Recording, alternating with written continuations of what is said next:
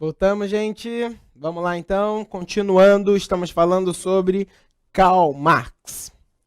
A gente falou que ele estava lá na Alemanha, ferradão de trabalho, não conseguia arrumar emprego de jeito nenhum por conta dessa questão revolucionária dele, né?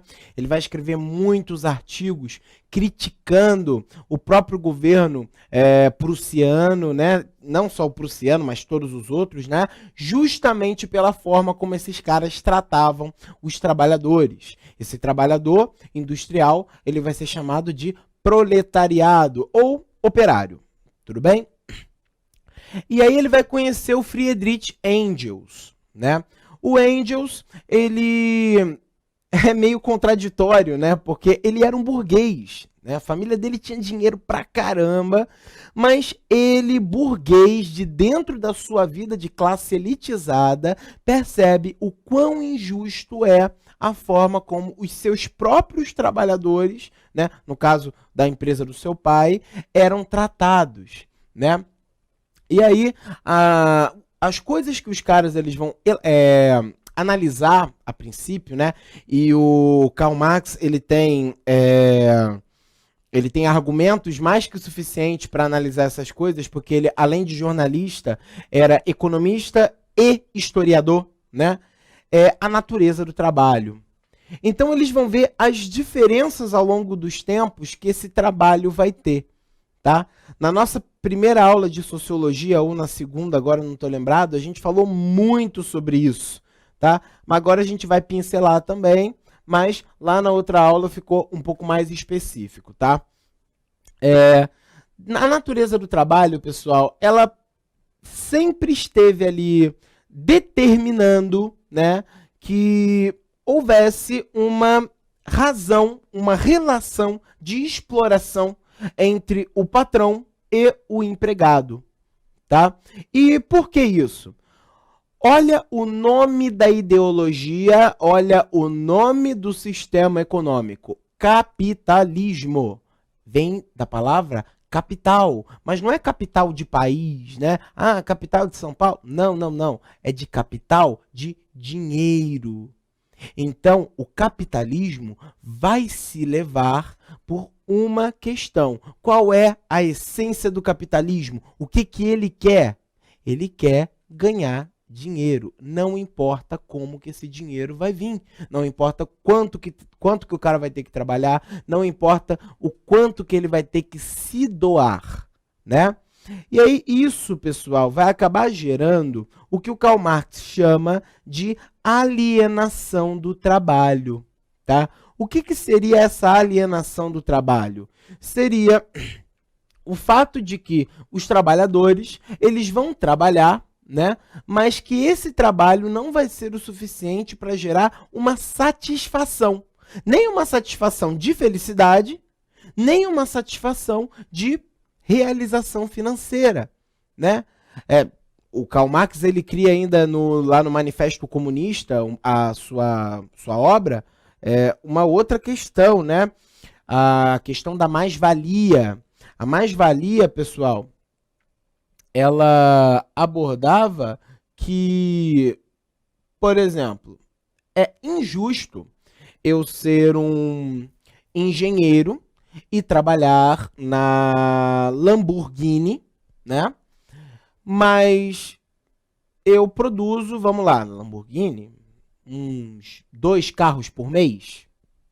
Porque na Lamborghini o carro é feito praticamente de forma artesanal, né?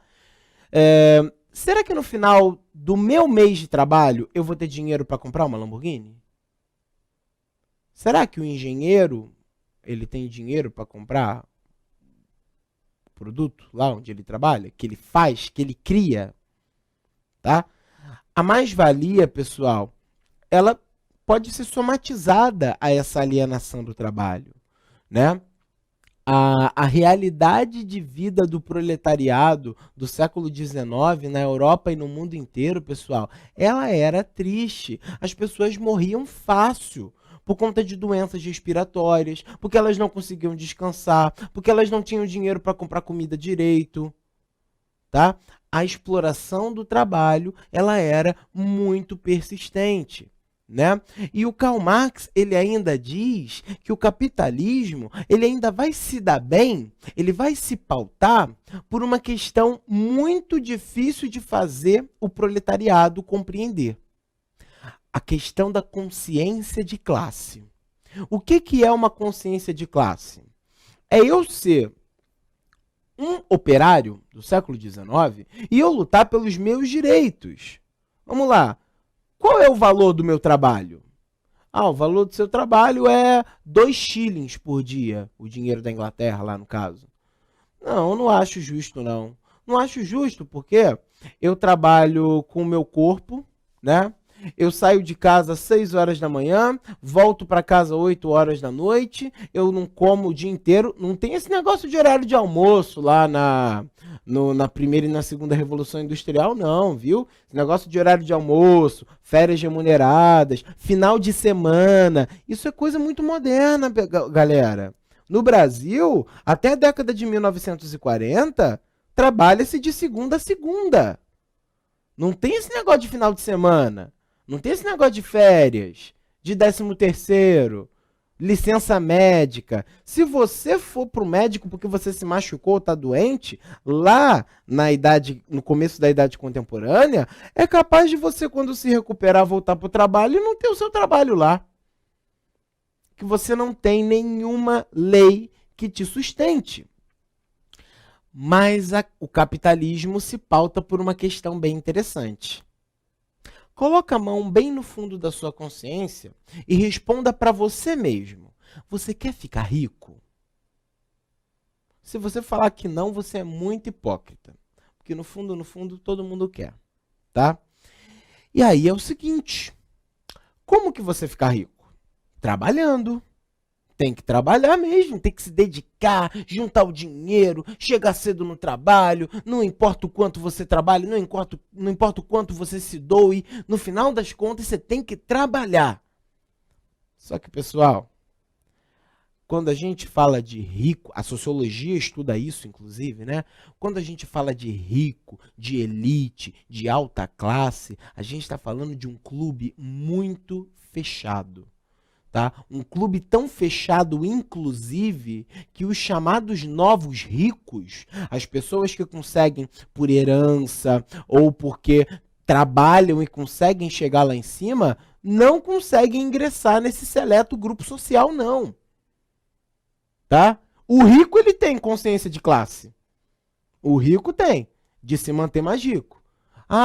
Professor, você está falando que o pobre tem que se manter mais pobre? Não. Eu estou falando que o pobre tem que lutar pelos seus direitos. Na verdade, eu não estou falando nada. Quem falou foi o Karl Marx, tá?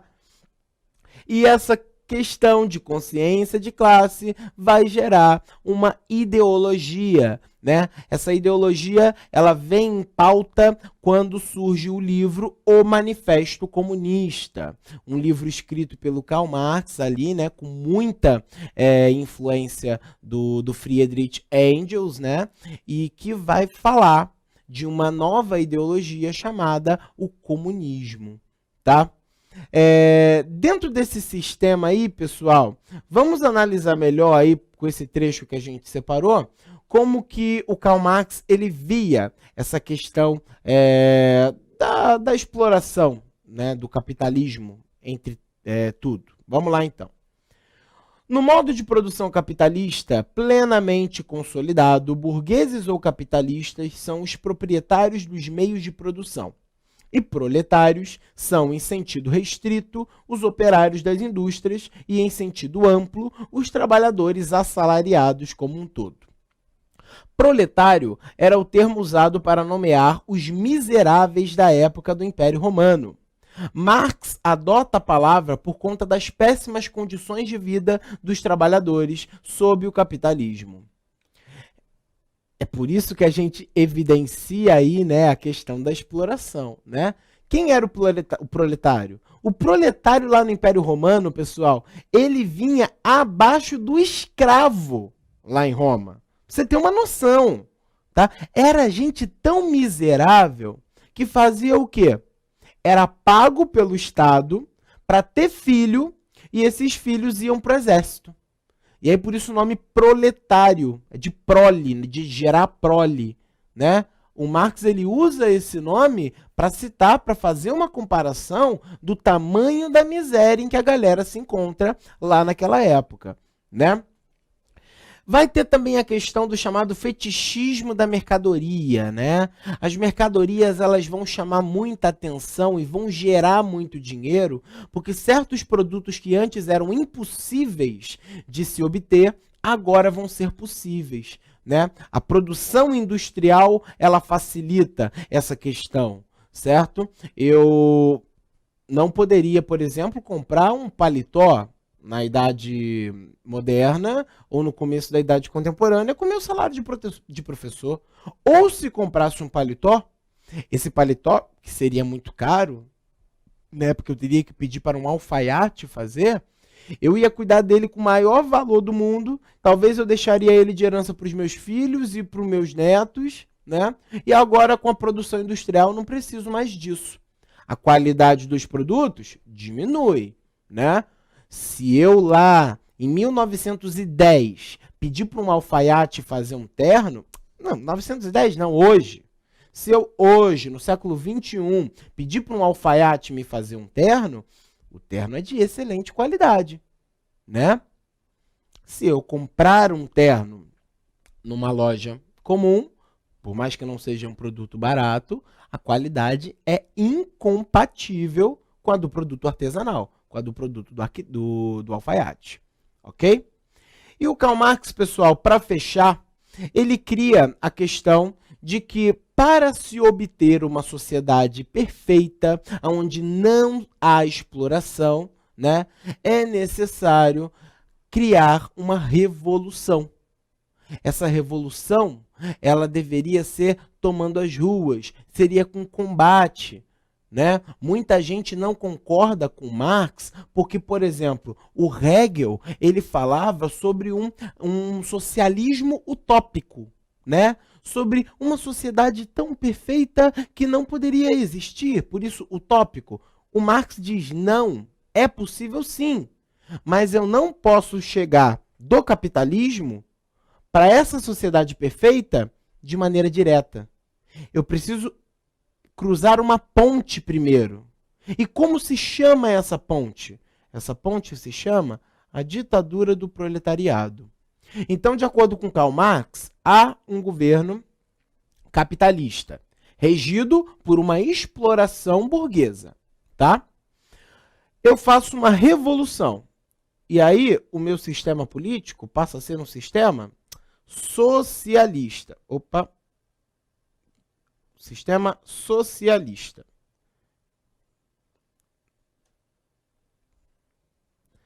Dentro desse sistema socialista é onde eu vou ter a ditadura do proletariado. E é aí, nesse socialismo, que eu vou gradativamente, não é ao longo de uma década, não é ao longo de 50 anos, não tem um prazo, tá? E ao longo desse tempo eu vou me desligando de pouco a pouco do que o capitalismo tem. A propriedade privada, né? Os meios de produção sobre as mãos de uma iniciativa privada, certo? Quando eu conseguir tudo isso, quando eu estatizar isso tudo, quando todo mundo tiver uma consciência comum de que visar os benefícios da sociedade é muito melhor do que o meu enriquecimento próprio, aí sim eu vou chegar em uma sociedade comunista. Existe um país comunista? Já existiu um país comunista? Nunca existiu, pessoal. Todos os países que passaram por revoluções, Cuba, China, a própria Venezuela, o Vietnã, a Coreia, todos eles estão nesse processo aqui, tá? Então, pode ter essências capitalistas dentro desses locais? Sim, pode, e tem, tá? Você olha lá na Rússia, você vai ver empresa privada. Você vai na China, tem empresa privada, né? A maioria das coisas são estatais, mas é um desligamento, é um processo que não tem validade, tá? O que a gente enfatiza aqui nunca houve uma sociedade comunista. Tá? E por que a gente tem que enfatizar? Porque eu escuto muito de aluno, né, que vira para mim e fala assim: ah, o comunismo nunca deu certo. Errado, o comunismo nunca existiu. Se algum dia ele existir e não dar certo, aí tá certo de se falar, tá?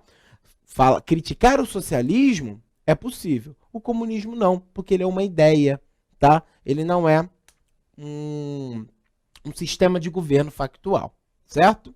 Bom, gente, hoje então a gente abordou a questão iluminista, falamos sobre a filosofia de Friedrich Hegel e de Karl Marx. Espero que tudo tenha ficado claro aí. A gente se vê numa próxima aula. Até logo!